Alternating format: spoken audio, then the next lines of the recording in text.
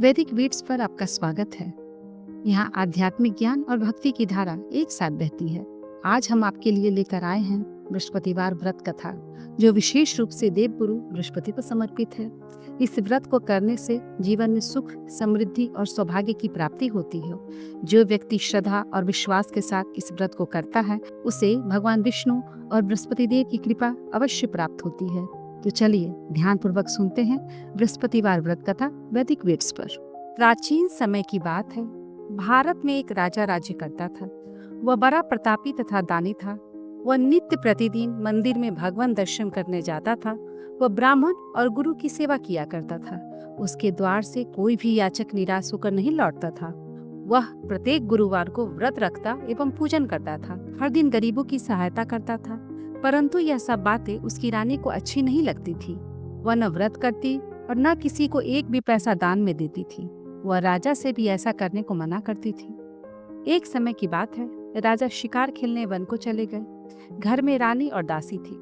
उस समय गुरु बृहस्पति देव साधु का रूप धारण कर राजा के दरवाजे पर भिक्षा मांगने आए। साधु ने रानी से भिक्षा मांगी तो वह कहने लगी, हे साधु महाराज, मैं इस दान और पुण्य से तंग आ गई हूँ। इस कार्य के लिए मेरे पतिदेव ही बहुत है। आप ऐसी कृपा करें कि सारा धन नष्ट हो जाए तथा मैं आराम से रह सकूं। साधु रूपी बृहस्पति देव ने कहा, हे देवी, तुम बड़ी विचित्र हो। संतान और धन से कोई दुखी नहीं होता, इसको सभी चाहते हैं। पापी भी पुत्र की और धन की इच्छा करता है। अगर आपके पास धन अधिक है तो भूखे मनुष्यों को भोजन कराओ, प्याऊ लगाओ, ब्राह्मणों को दान दो, धर्मशाला बनवाओ, कुआं, तालाब, बाबरी, बगीचे आदि का निर्माण कराओ तथा निर्धनों की कुंवारी कन्याओं का विवाह कराओ। साथ ही यज्ञादि कर्म करो। इस प्रकार के कर्मों से आपके कुल और आपका नाम परलोक में सार्थक होगा एवं स्वर्ग की प्राप्ति होगी। परंतु रानी इन बातों से खुश न हुई। उन्होंने कहा, हे साधु महाराज, मुझे ऐसे धन की भी आवश्यकता नहीं है जिसके रखने और संभालने में ही मेरा सारा समय नष्ट हो जाए। साधु ने कहा, हे देवी, यदि तुम्हारी ऐसी इच्छा है तो मैं जैसा तुम्हें बताता हूँ तुम वैसा ही करना। बृहस्पतिवार के दिन घर को गोबर से लीपना, अपने केशों को पीली मिट्टी से धोना, केशों को धोते समय स्नान करना, राजा से कहना वह हजामत करवाए, भोजन में मांस मदिरा खाना, कपड़ा धोबी के यहाँ धुलने देना। इस प्रकार 7 बृहस्पतिवार करने से तुम्हारा सब धन नष्ट हो जाएगा। यह कहकर साधु महाराज रूपी बृहस्पति देव अंतर्ध्यान हो गए। रानी ने साधु के कहने के अनुसार 7 बृहस्पतिवार तक वैसा ही किया। साधु के बताए हुए कार्य करते हुए केवल 3 बृहस्पतिवार ही बीते थे कि उसकी समस्त धन संपत्ति नष्ट हो गई। भोजन के लिए भी दोनों समय परिवार तरसने लगा तो सांसारिक भोगों से दुखी होकर रहने लगा। तब वह राजा रानी से कहने लगा कि हे रानी, तुम यहीं पर रहो, मैं दूसरे देश को जाता हूँ, क्योंकि यहाँ पर मुझे सभी मनुष्य जानते हैं। इसीलिए मैं यहाँ कोई कार्य नहीं कर सकता। मैं अब परदेश जा रहा हूँ, वहाँ कोई काम धंधा करूँगा, शायद हमारे भाग्य बदल जाए। ऐसा कहकर राजा परदेश चला गया। वह वहाँ जंगल से लकड़ी काट कर लाता और शहर में बेचता। इस तरह जीवन व्यतीत करने लगा। इधर राजा के बिना रानी और दासी दुखी रहने लगी। किसी दिन भोजन मिलता तो किसी दिन जल पीकर ही रह जाती। एक दिन रानी और दासी को 7 रोज बिना भोजन के व्यतीत करना पड़ा।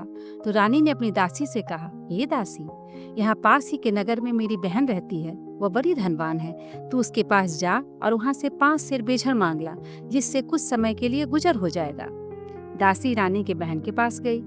रानी की बहन उस समय पूजा कर रही थी। बृहस्पतिवार का दिन था। दासी ने रानी की बहन से कहा, हे रानी, मुझे आपकी बहन ने भेजा है, मुझे 5 सेर बेझर दे दो।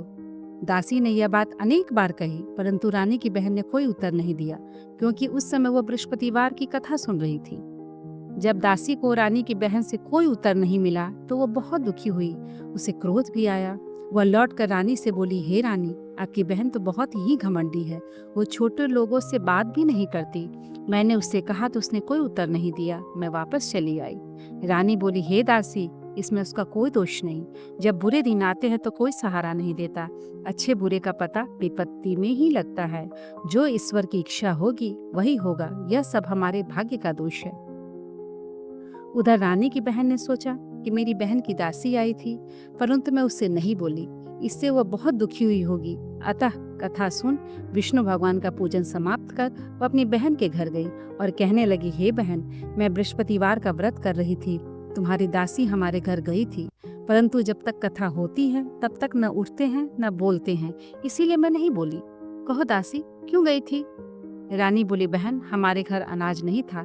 वैसे तुमसे कोई बात छिपी नहीं है, इस कारण मैंने दासी को तुम्हारे पास 5 सेर बेचर लेने के लिए भेजा था।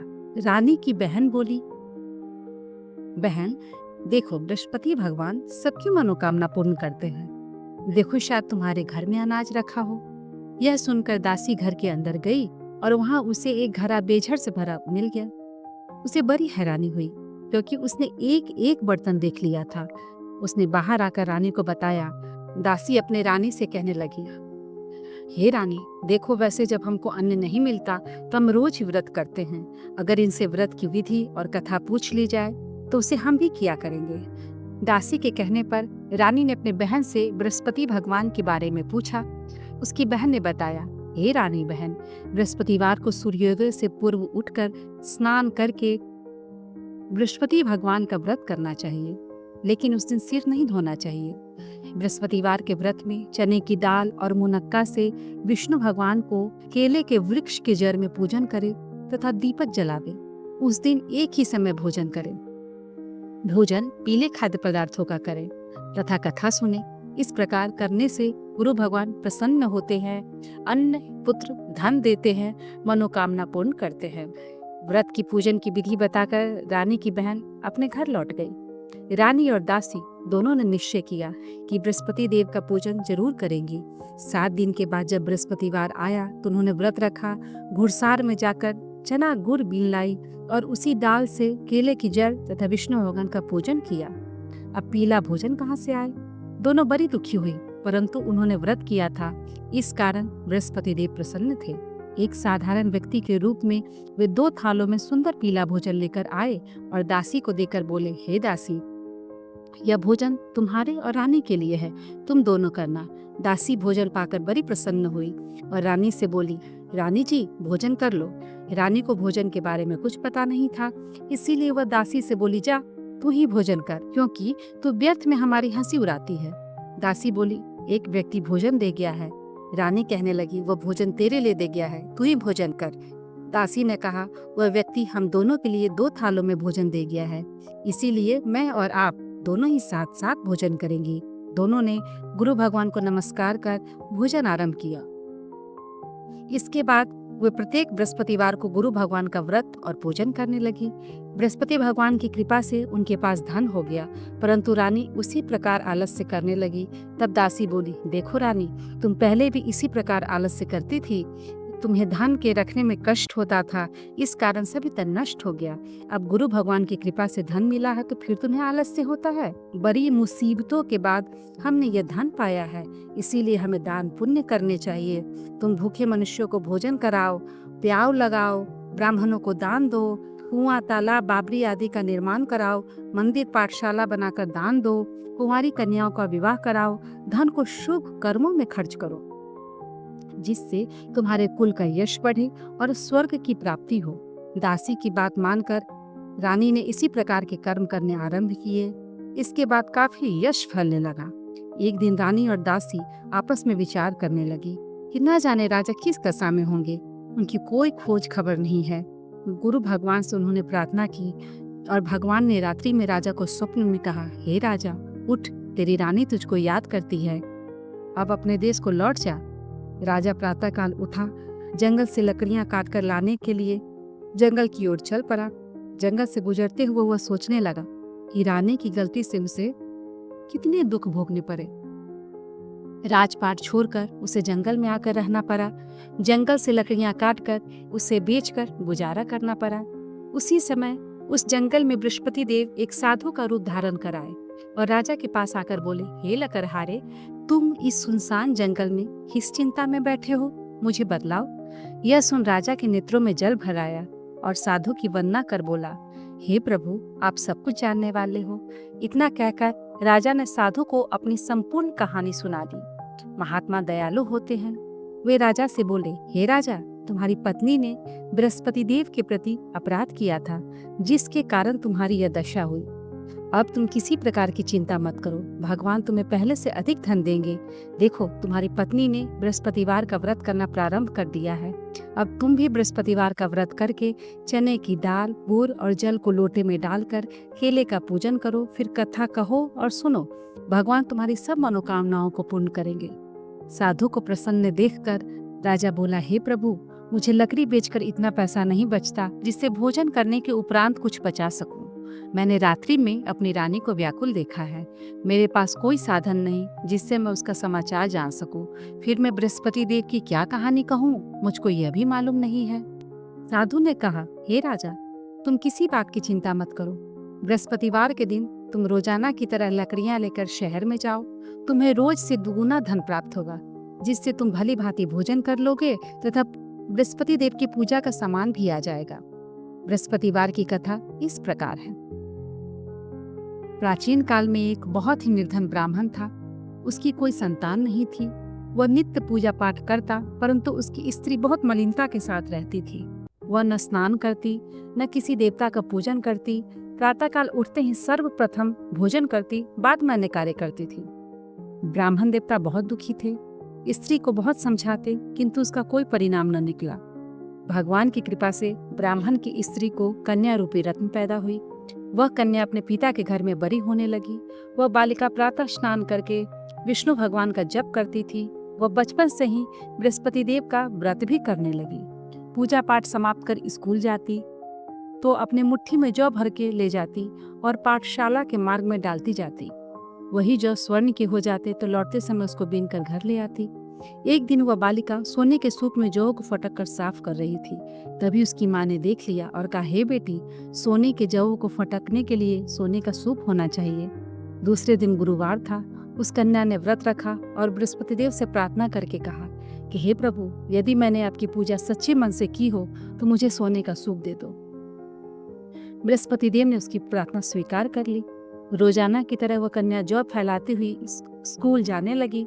स्कूल से लौटते समय जब वह जौ बीन रही थी तो बृहस्पति देव की कृपा से उसे सोने का सूप मिला।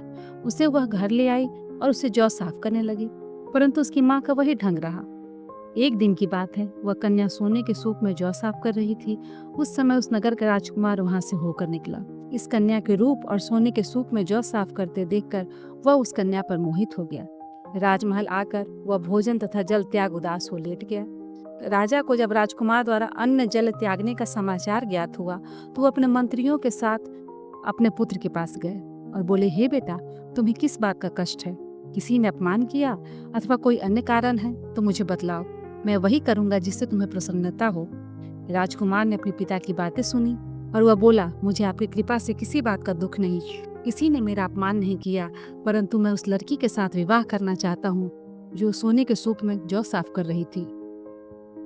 यह सुन राजा आश्चर्य में पड़ गया और बोला, हे बेटा, इस तरह की कन्या का पता तुम ही लगाओ, मैं उसके साथ तुम्हारा विवाह अवश्य ही करवा दूंगा। राजकुमार ने राजा को उस लड़की के घर का पता बताया। कुछ ही समय के बाद मंत्री उस लड़की के घर गए और राजा का आदेश ब्राह्मण को सुनाया। कुछ ही दिन के बाद ब्राह्मण की कन्या का विवाह राजकुमार के साथ संपन्न हो गया। कन्या के घर से जाते ही उस ब्राह्मण देवता के घर में पहले की भांति गरीबी का निवास हो गया। अब भोजन के लिए भी अन्न बड़ी मुश्किल से मिलता था। एक दिन दुखी होकर ब्राह्मण अपनी पुत्री से मिलने गया। बेटी ने पिता की दुखी अवस्था को देखा और अपनी माँ का समाचार पूछा। ब्राह्मण ने सभी हाल कहा। कन्या ने बहुत सारा धन देकर अपने पिता को विदा कर दिया।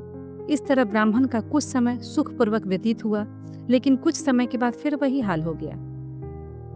ब्राह्मण फिर अपनी कन्या के यहाँ गया तो सभी हाल ने कहा तो पुत्री बोली, हे पिताजी, आप माताजी को यहाँ लेवा लाओ, मैं उन्हें यह विधि बता दूंगी जिससे गरीबी दूर हो जाए। ब्राह्मण देवता अपनी स्त्री को साथ लेकर अपनी पुत्री के पास पहुंचे। पुत्री अपनी माँ को समझाने लगी, हे माँ, तुम प्रातःकाल उठकर प्रथम स्नान आदि करके विष्णु भगवान का पूजन करो तो सब दरिद्रता दूर हो जाएगी। परंतु उसकी माँ ने उसकी एक बात भी नहीं मानी। वह प्रातःकाल उठकर अपने पुत्री का जूठन खा लेती थी।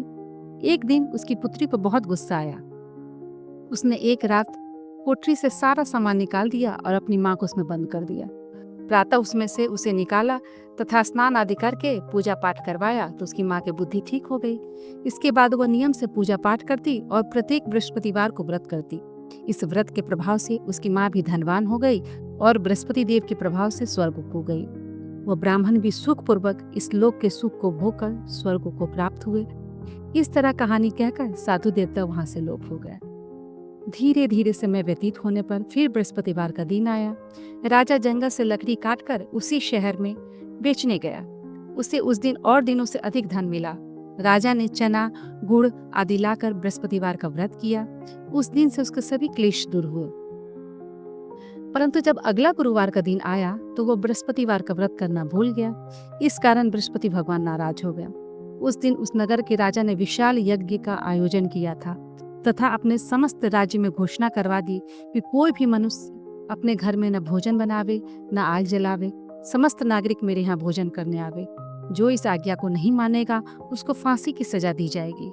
राजा के आज्ञा अनुसार राज्य के सभी वासी राजा के भोज में सम्मिलित हुए, लेकिन लकड़हारा कुछ देर से पहुंचा, इसीलिए राजा उसको अपने साथ महल ले गए।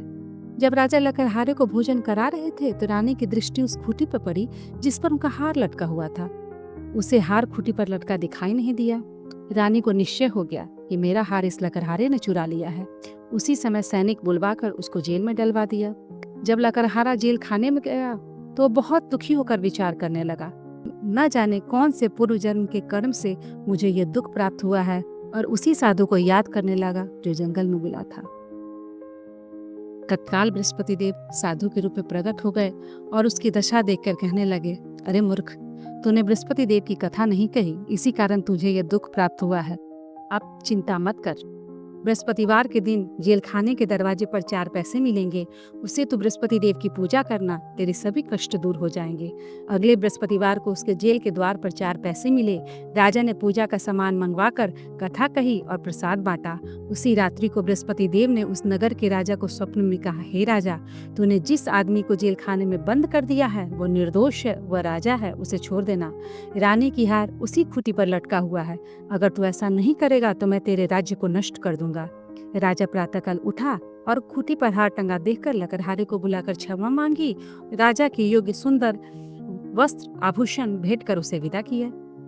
गुरुदेव की आज्ञा अनुसार राजा अपने नगर को चल दिया। राजा जब नगर के निकट पहुंचा तो उसे बड़ा आश्चर्य हुआ। नगर में पहले से अधिक बाग, तालाब और कुएं, बहुत सी धर्मशालाएं, मंदिर आदि बने हुए थे। राजा ने पूछा कि यह किसके बाग और धर्मशाला है? तब नगर के लोग कहने लगे, यह सब रानी और दासी द्वारा बनवाए गए हैं। राजा को आश्चर्य हुआ और गुस्सा भी आया। जब रानी ने यह खबर सुनी कि राजा आ रहे हैं तो उसने अपनी दासी से कहा, हे दासी, देख, राजा हमको कितनी बुरी हालत में छोड़ गए थे। वह हमारी ऐसी हालत देखकर लौट न जाए, इसलिए तू दरवाजे पर खड़ी हो जा। रानी की आज्ञा अनुसार दासी दरवाजे पर खड़ी हो गई। जब राजा आए तो उन्हें अपने साथ महल्लेवाल लाई। जब राजा ने क्रोध करके अपनी तलवार निकाली और पूछने लगे, बताओ, यह धन तुम्हें कैसे प्राप्त हुआ है? तब रानी ने बताया, हमें यह सब धन बृहस्पति देव के प्रभाव से प्राप्त हुआ है। राजा ने तब निश्चय किया कि 7 रोज के बाद तो सभी बृहस्पति देव का पूजन करते हैं, परंतु मैं रोजाना दिन में 3 बार कथा कहा करूंगा तथा रोज व्रत किया करूंगा। अब हर समय राजा के दुपट्टे में चने की दाल बंधी रहती थी। दिन में 3 बार कथा कहता था। एक रोज राजा ने विचार किया कि चलो अपने बहन के यहाँ हो आवे। इस तरह निश्चय कर राजा घोड़े पर सवार हो और अपनी बहन के यहाँ चल दिया। मार्ग में उसने देखा कि कुछ आदमी एक मुर्दे को लिए जा रहे हैं। उसे रोककर राजा कहने लगा, अरे भाइयों, मेरे बृहस्पति देव की कथा सुन लो। वो बोले, लो, हमारा आदमी मर गया है और इनको कथा की पड़ी है। परंतु कुछ आदमी बोले, अच्छा कहो, हम तुम्हारी कथा भी सुनेंगे। राजा ने दाल निकाली और कथा कहनी शुरू कर दी। जब कथा आधी हुई तो मुर्दा हिलने लगा और जब कथा समाप्त हुई तो राम राम कहते हुए मुर्दा खड़ा हो गया। राजा आगे बढ़ा। उसे चलते चलते शाम हो गई। आगे मार्ग में उसे किसान खेत में हल चलाता हुआ मिला। राजा बोला, अरे भैया, तुम मेरे बृहस्पति देव की कहानी सुन लो। किसान बोला, जब तक मैं तेरी कथा सुनूंगा तब तक 4 हरैया जोत लूंगा। जा अपनी कथा किसी और को सुनाना। राजा आगे चलने लगा। राजा के हटते ही बैल पछाड़ खाकर गिर पड़े और किसान के पेट में जोर से दर्द होने लगा। उसी समय किसान की माँ रोटी लेकर आई। उसने जब यह सब देखा तो अपने पुत्र का सब हाल पूछा। बेटे ने सभी हाल बता दिया। बुढ़िया दौड़ी दौड़ी उस घुड़सवार के पास गई और बोली, मैं तेरी कथा सुनूंगी, तू अपनी कथा मेरे खेत पर चलकर कहना। राजा ने लौटकर बुढ़िया के खेत पर जाकर कथा कही, जिसके सुनते ही बैल उठ खड़े हुए और किसान के पेट का दर्द भी बंद हो गया। राजा अपनी बहन के घर पहुंचा। बहन ने भाई की खूब मेहमानी की। दूसरे रोज प्रातःकाल राजा जगा तो वो देखने लगा सब लोग भोजन कर रहे हैं। राजा ने अपनी बहन से पूछा, कोई ऐसा मनुष्य नहीं जिसने भोजन नहीं किया हो, जो मेरी बृहस्पति देव की कथा सुन ले? तो बहन बोली, हे भैया, यह देश ही ऐसा है, पहले यहाँ लोग भोजन करते हैं, बाद में अन्य काम करते हैं। अगर कोई पड़ोस में हो तो देख आती हूँ। ऐसा कहकर बहन देखने चली गई, परंतु उसे कोई ऐसा व्यक्ति नहीं मिला जिसने भोजन न किया हो। फिर वह एक कुम्हार के घर गई, जिसका लड़का बीमार था। उसे मालूम हुआ इसके यहाँ 3 रोज से किसी ने भोजन नहीं किया है। रानी ने अपने भाई की कथा सुनने के लिए कुम्हार से कहा। वह तैयार हो गया। राजा ने जाकर बृहस्पतिवार की कथा कही, जिसको सुनकर उसका लड़का ठीक हो गया। अब तो राजा की प्रशंसा होने लगी। एक दिन राजा ने अपनी बहन से कहा, हे बहन, मैं अपने घर को जाऊंगा, तुम भी तैयार हो जाओ। राजा की बहन ने अपनी सास से अपने भाई के साथ जाने की आज्ञा मांगी। सास बोली, चली जा, परंतु लड़कों को मत ले जाना, क्योंकि तेरे भाई की कोई संतान नहीं होती है। बहन ने अपने भाई से कहा, हे भैया, मैं तो चलूंगी, पर कोई बालक नहीं जाएगा। राजा ने कहा, जब कोई बालक ही नहीं चलेगा तो तुम ही जाकर क्या करोगी? दुखी मन से राजा अपने नगर को लौट आया। राजा ने अपनी रानी से कहा, हम निसंतान है, इसीलिए हमारे घर कोई आना पसंद नहीं करता। इतना कह वह बिना भोजन किए सैया पर लेट गया। रानी बोली, हे प्रभु, बृहस्पति देव ने हमें सब कुछ दिया है, वे हमें संतान भी अवश्य देंगे। उसी रात बृहस्पति देव ने राजा को स्वप्न में कहा, हे राजा, उठ, सभी सोच त्याग दे, तेरी रानी गर्भवती है। राजा को यह जानकर बड़ी खुशी हुई। 9वें महीने में उनके गर्भ से एक सुंदर पुत्र पैदा हुआ।